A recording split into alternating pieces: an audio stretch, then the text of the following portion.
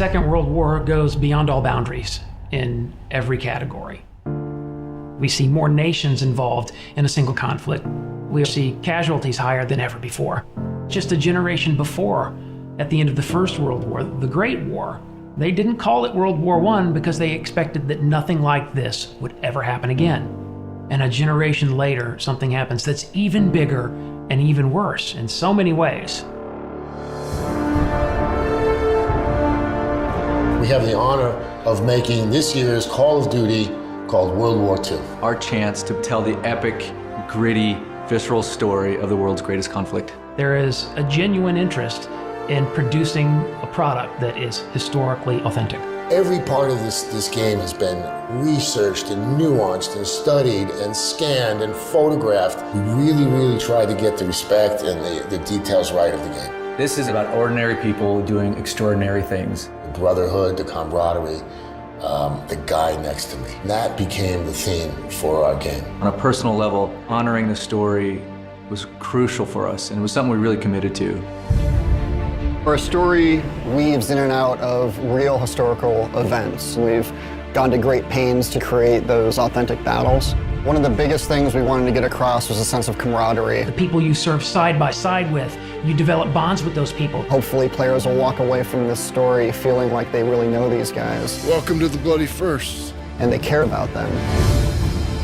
Art influences the game in a huge way. The lighting and the tonality and the colors. We want to be able to have the player feel something. By creating a very believable environment, it allows the player to slip into this world. The vision for the art direction we call dark and beautiful. It was emotionally dark, visually beautiful. More than just being cool and pretty, it's about trying to get people to have a deeper emotional reaction to the game.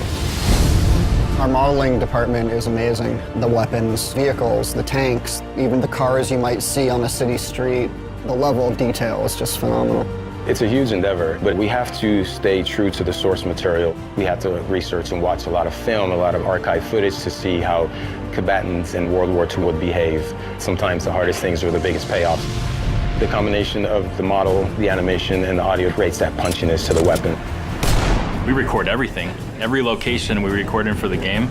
The ambiences, the music, the dialogue, everything has to be created from scratch. We had a real opportunity here to do a level of authenticity and reality, true to the war, true to the soldiers who fought in that war. We had this great opportunity with Marty Morgan, our military advisor. We spent a lot of time on a gun range with all of the authentic World War II weaponry. It's critical to understand the absolute violence of the Second World War. It's critical to understand how weapons and firepower function.